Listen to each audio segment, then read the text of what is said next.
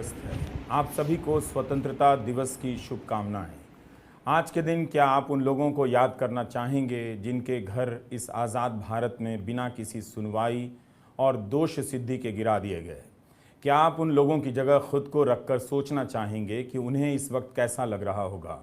घर घर तिरंगा अभियान के लिए वे भी अपने घरों की छत पर तिरंगा लहराते, मगर अब तो उनका घर ही छिन गया है, मिट्टी में मिला दिया गया है। इन टूटे बिखरे घरों को देखकर आप किस आज़ाद भारत की कल्पना कर रहे हैं?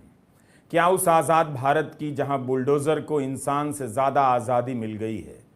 इन तस्वीरों के पीछे स्क्रोल की वेबसाइट पर ज़फ़र आफ़क की रिपोर्ट चल रही है कि 1 महीना पहले तक यहाँ ज़िंदगी गुलजार थी, अब यहाँ शमशान की सी हालत है। 6 अगस्त से बुलडोज़र ने कहर ढाना शुरू कर दिया। 1.5 किलोमीटर के इलाके में होटल से लेकर छोटी दुकानें, खोमचे और मकान सब गिरा दिए गए। एक ही झटके में फुटपाथ पर सामान बेचकर गुजारा करने वाले 200 लोगों की कमाई का जरिया छिन गया। उनके खोमचे मिट्टी में मिला दिए गए। किसी को 50,000 का नुकसान हुआ तो किसी का घर ही चला गया। जिनके खोमचे तोड़े गए, दुकानें तोड़ी गईं और घर गिरा दिए गए, क्या उनकी दंगों में कोई भूमिका थी? प्रशासन अपनी कार्रवाई को अतिक्रमण के खिलाफ बताता है, दंगों से नहीं जोड़ता। स्क्रोल के रिपोर्टर ने लिखा है कि 50 किलोमीटर के इलाके में बुलडोज़र ने तबाही मचाई है। अदालत में ही प्रशासन को बताना है कि कितने घर और दुकानें गिरा दी गई हैं। मीडिया में यह संख्या 1208 इमारतों से लेकर 500 तक बताई जा रही है। कुछ रिपोर्ट में यह भी बात सामने आई है कि प्रियदर्शनी आवास योजना के तहत हरियाणा सरकार ने जिन घरों को बनाया था, उन्हें भी तोड़ दिया गया है। मध्य प्रदेश की धरती पर अपराधियों की अब खैर नहीं। जो भी व्यक्ति अपराध करता है, कोर्ट उसे सज़ा तो देता ही है, साथ ही मामा ब्याज भी देता है, बुलडोज़र चलवा देता है। यह एक मुख्यमंत्री की भाषा है, मुख्यमंत्री शिवराज सिंह चौहान की। बुलडोज़र ब्याज हो गया है। एक दिन बुलडोज़र ब्याज की जगह मूल हो जाने वाला है, बल्कि हो भी गया है।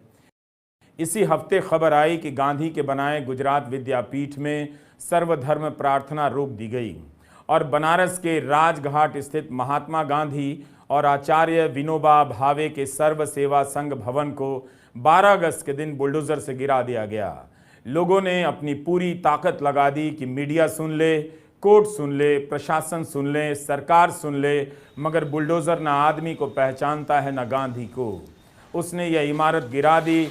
उसके पहले यहाँ पर हज़ारों की संख्या में पुरानी किताबें इस तरह से ज़मीन पर फेंक दी गईं, जिनकी तस्वीर आप इस वक्त देख रहे हैं। इसका विरोध करने पर सर्व सेवा संघ के संयोजक राम धीरज समेत दर्जन भर लोगों को हिरासत में लेकर पुलिस लाइन भेज दिया गया था। अब इन किताबों का क्या होगा, कोई नहीं जानता। गांधी की इस इमारत के साथ जो हुआ, उसका दर्द सरकार के भीतर बैठे लोगों को तो नहीं ही हो रहा होगा। आज के भारत ने बुलडोज़र को कितनी आज़ादी है, इंसान को कितनी कम। हमारा आज का वीडियो प्रधानमंत्री के आज के भाषण पर नहीं है, क्योंकि हमने इसकी रिकॉर्डिंग 14 अगस्त को कर ली थी, मगर उनके पुराने भाषणों और पिछले हफ्ते आई CAG की रिपोर्ट की चर्चा करना चाहते हैं। 15 अगस्त के भाषण में प्रधानमंत्री मोदी भ्रष्टाचार और परिवारवाद की चर्चा ज़रूर करते हैं। 2016 में नोटबंदी लाई गई तो उसके अगले साल 15 अगस्त 2017 को भ्रष्टाचार की चर्चा बहुत कम हुई। इतना ही कहा गया कि नोटबंदी आई जिससे भ्रष्टाचार रोका गया। नोटबंदी के 3 साल बाद 15 अगस्त 2019 को प्रधानमंत्री नरेंद्र मोदी ने कहा कि भ्रष्टाचार मुक्त भारत के मिशन में जो भी रुकावट बनकर आ रहे हैं, हमने उनकी छुट्टी कर दी है।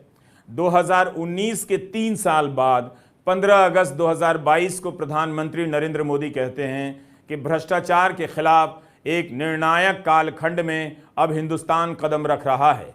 भ्रष्टाचार दीमक की तरह देश को खोखला कर रहा है। 2016 से 2022 तक आते आते वे ये बात करने लग गए कि भ्रष्टाचार दीमक की तरह घुस गया है। हर भाषण में वे भ्रष्टाचार को लेकर बड़ा ऐलान करते हैं, मगर इस साल तो उनके ऐलान का बड़ा इम्तहान हो गया। केवल CAG की रिपोर्ट की बात नहीं कर रहा हूं। अमेरिका से लौटकर प्रधानमंत्री NCP पर 70,000 करोड़ के घोटाले का आरोप लगाते हैं। उसके कुछ दिनों के भीतर एनसीपी बीजेपी सरकार में शामिल हो जाती है। जिस अजीत पवार पर बीजेपी के नेता सैकड़ों करोड़ के घोटाले के आरोप लगाया करते थे, जेल भेजने की बातें करते थे, उन्हें महाराष्ट्र सरकार में उप मुख्यमंत्री बना दिया जाता है। अमित शाह कहते हैं कि अब अजीत पवार अपनी सही जगह पर हैं। आखिर प्रधानमंत्री कैसे खुद को भ्रष्टाचार की लड़ाई का नेता घोषित कर देते हैं? और अमित शाह के अनुसार वो सही जगह का मतलब क्या है? क्या खुद को भ्रष्टाचार के तमाम संदेहों से इस तरह से प्रधानमंत्री ऊपर कर सकते हैं? अगर ऐसा है तो उनके 70,000 करोड़ के आरोप के तुरंत बाद वही पार्टी उनकी पार्टी की सरकार में कैसे शामिल हो सकती है? उन्हें थोड़ा स्पष्ट करना। हम द्वारका एक्सप्रेसवे पर सीएजी की रिपोर्ट की बात करने वाले हैं, मगर इसी साल कर्नाटका में क्या हुआ? भ्रष्टाचार से लड़ने वाले प्रधानमंत्री मोदी अपनी पार्टी को हार से नहीं बचा सके। वहां उनकी पार्टी के नेताओं पर, मंत्रियों पर 1 साल पहले से रिश्वत मांगने के आरोप लग रहे थे, मगर ईडी की कार्रवाई की खबर नहीं आई। कांग्रेस ने चुनाव में मुद्दा बना दिया 40% कमीशन का और भ्रष्टाचार के मुद्दे पर प्रधानमंत्री मोदी को हरा दिया, क्योंकि उस चुनाव में बीजेपी की तरफ से वही चेहरा थे। रोड शो भी उन्हीं का हुआ करता था। उनके साथ बीजेपी के नेता रोड शो में होते थे या नहीं, आप रोड शो का पुराना वीडियो निकालकर देख लीजिए। कर्नाटका में ठेकेदारों ने तब प्रधानमंत्री मोदी को पत्र लिखे थे, विधायकों और मंत्रियों के खिलाफ कि रिश्वत मांग रहे हैं, मगर किसी के घर ईडी ने दस्तक दी हो, आप पता कर सकते हैं। बीजेपी के नेता ईश्वरप्पा पर कमीशन मांगने के आरोप लगाए गए। उन्हें प्रधानमंत्री मोदी ने बाद में फोन कर कहा कि पार्टी में आप जैसे कार्यकर्ता होने चाहिए, वे दूसरों के लिए रोल मॉडल के समान हैं। ईश्वरप्पा पर जिस ठेकेदार ने कमीशन मांगने के आरोप लगाए थे, उसने खुदकुशी कर ली थी। इस 15 अगस्त को भी प्रधानमंत्री भ्रष्टाचार पर भाषण दिए ही होंगे, क्योंकि उनकी सरकार ने 9 अगस्त को करप्शन क्विट इंडिया, परिवारवाद क्विट इंडिया का उदाहरण दिया था। सवाल है कि प्रधानमंत्री मोदी अपनी पार्टी के नेताओं पर लगने वाले भ्रष्टाचार के आरोपों पर उस तरह से तटस्थ क्यों नजर नहीं आते हैं, जिस तरह से वे विपक्षी दलों को लेकर आक्रामक नजर आते हैं। बात यह है कि हर 15 अगस्त को भ्रष्टाचार का जिक्र करना क्या औपचारिकता भर है? अगर यह युद्ध है तो फिर इस युद्ध में बीजेपी से हाथ मिलाने वाले नेता या दल हाथ मिलाने भर से ईमानदार कैसे हो जाते हैं? दूर जाने पर भ्रष्टाचारी कैसे हो जाते हैं? अब देखिए, अगस्त के महीने में प्रधानमंत्री मोदी ने करप्शन क्विट इंडिया का नारा दिया। इसी अगस्त में सीएजी की कुछ रिपोर्ट आई हैं, जो दिल्ली में द्वारका एक्सप्रेसवे से लेकर अयोध्या में विकास के नीचे भ्रष्टाचार के संकेत दे रहे हैं। सीएजी ने कहा है कि अयोध्या में ठेकेदारों को लाभ पहुंचाया गया। हम पहले द्वारका एक्सप्रेसवे की बात करते हैं। सीएजी ने अपनी रिपोर्ट में लिखा है कि दिल्ली से गुरुग्राम के बीच 29 किलोमीटर लंबे द्वारका एक्सप्रेसवे की लागत बहुत ज्यादा है। यह तस्वीर द्वारका एक्सप्रेसवे की है। 7,287 करोड़ की यह परियोजना है। इसे 4 प्रोजेक्ट में बांटा गया है। सभी को 2020 से लेकर 2022 के बीच पूरा हो जाना था। मार्च 2023 तक इन सभी प्रोजेक्ट में 60% से लेकर करीब 99% के बीच वास्तविक प्रगति हासिल की गई है। इसके लिए आर्थिक मामलों पर मंत्रिमंडलीय समिति ने एक रेट तय किया था। 18.20 करोड़ रुपए प्रति किलोमीटर की लागत होगी, मगर असल में लागत पहुंच गई 250.77 करोड़ रुपए प्रति किलोमीटर। प्रधानमंत्री को तुरंत जवाब देना चाहिए था कि 1 किलोमीटर की लागत 18 करोड़ रुपए तय हुई थी, तो यह 13 गुना से भी अधिक बढ़कर 250 करोड़ रुपए कैसे हो गई? प्रधानमंत्री मोदी ने करप्शन क्विट इंडिया का नारा दिया है, कम से कम इस पर ही तुरंत प्रतिक्रिया आ जानी चाहिए थी। उससे पहले सरकार को जांच बिठा देनी चाहिए थी, ईडी के अफसरों का छापा पड़ जाना चाहिए था। ऐसा कुछ नहीं हुआ। 1 किलोमीटर सड़क बनाने में 18 करोड़ की लागत की जगह 250 करोड़ हो जाए, क्या इसमें भ्रष्टाचार नहीं हो सकता है? सीएजी ने यह भी कहा कि बिना किसी व्यापक और विस्तृत प्रोजेक्ट रिपोर्ट के ही द्वारका एक्सप्रेसवे को मंजूरी दे दी गई। 11 जुलाई 2022 को नितिन गडकरी एक ट्वीट करते हैं, जिसमें वे द्वारका प्रोजेक्ट को प्रगति का एक्सप्रेसवे कहते हैं। बिना डिटेल प्रोजेक्ट रिपोर्ट के ही इसे मंजूरी दी जाती है। क्या इस तरह से मोदी सरकार में काम हो रहा है? यह मामूली आरोप नहीं है। सीएजी की एक और रिपोर्ट आई है कि एनएचएआई ने टोल टैक्स के रूप में आम जनता से 154 करोड़ रुपए वसूले जो नियमों के अनुसार सही नहीं थे। सवाल है कि ये पैसे किसकी जेब में गए? इनसे केवल जनता का नुकसान नहीं हुआ, NHAI को भी हुआ। यह केवल 3 टोल प्लाजा की रिपोर्ट है।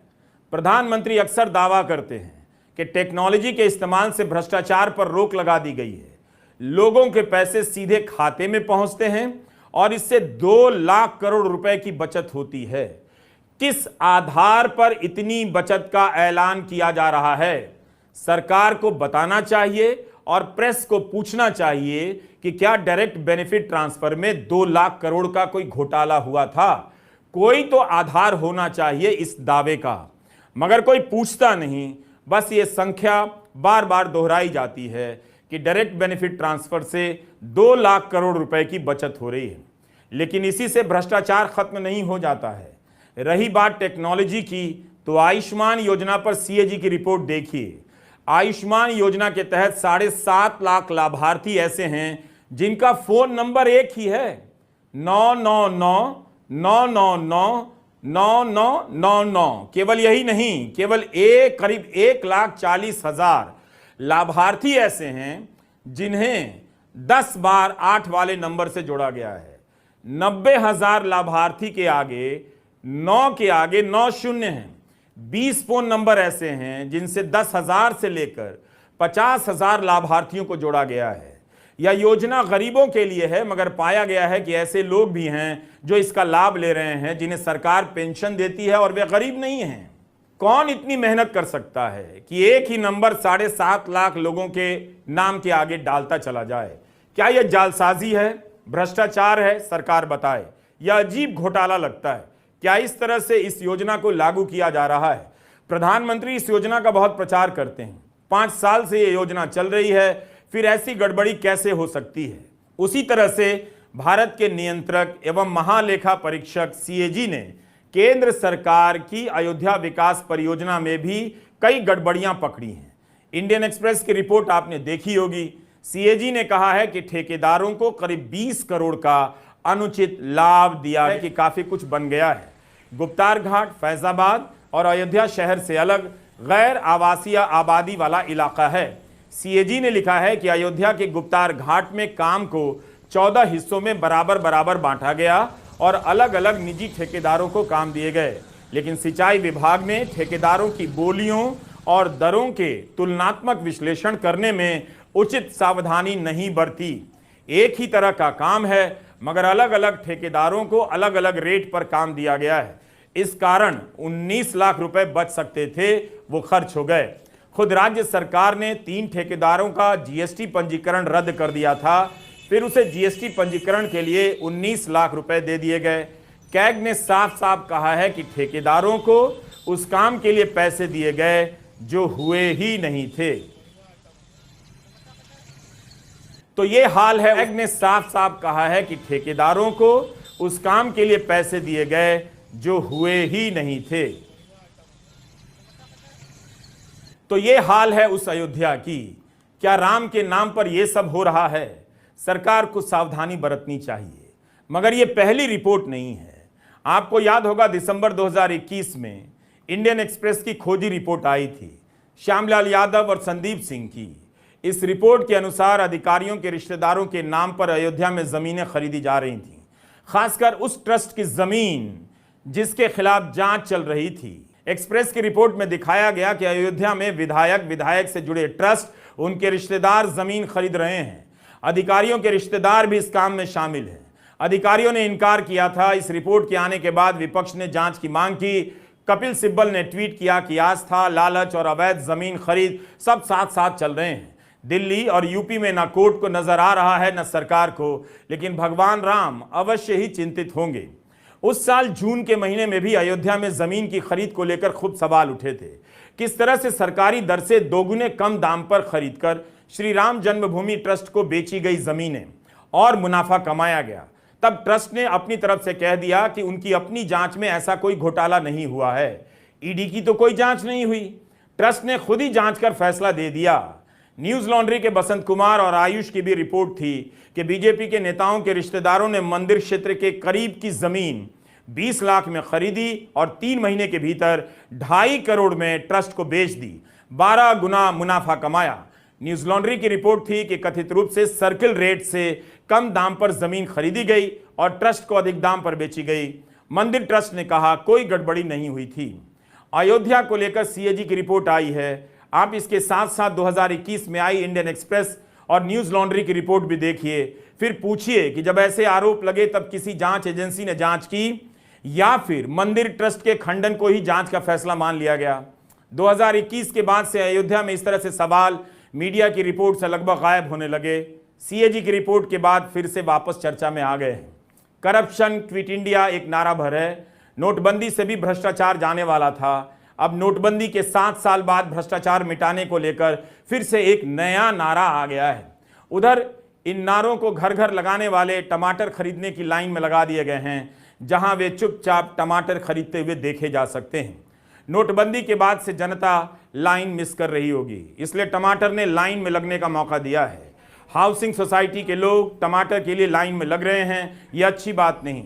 गरीब लोगों का क्या होगा जब हाउसिंग सोसाइटी के लोग 2-2 घंटे लाइन में लगेंगे टमाटर के लिए? यह उस भारत के लिए अच्छा नहीं है जो इनके हिसाब से सुपर पावर और विश्वगुरु बनने जा रहा है, बल्कि बन चुका है। कितने धीरज के साथ नोएडा के ये लोग इस लाइन में लगे हुए हैं, जैसे अब सारी चिंताएं मिट गई हैं, बस एक टमाटर की कमी रह गई है। भारत सरकार द्वारा यहां टमाटर की बिक्री हो रही है, 90 रुपए किलो बेचे जा रहे हैं। वैसे टमाटर का दाम बाजार में 200 रुपए किलो से लेकर 300 रुपए किलो बताए जाते हैं। कई हफ्तों से जनता महंगा टमाटर खा रही है। भारत सरकार की इस योजना से कितने लोगों को सस्ता टमाटर मिला, किसे पता है? संसद में कोई पूछेगा तो सरकार बताएगी कि अभी तक कितना किलो टमाटर बेच चुकी है, और यह सुविधा दिल्ली और आसपास के लोगों के लिए है या पूरे देश के लिए। टमाटर वितरण का एक निश्चित समय है, 12 बजे से लेकर 3 बजे तक। हर लाइन बुरी नहीं होती है, कम से कम इस लाइन के कारण टमाटर तो इन्हें सस्ती मिल जा रही है। जुलाई महीने में उपभोक्ता मूल्य सूचकांक 4.81% से बढ़कर 7.44% हो गया। उसके अलावा जुलाई महीने में खाने पीने की चीजों की महंगाई जून में 4.49% से बढ़कर 11.5% हो गई।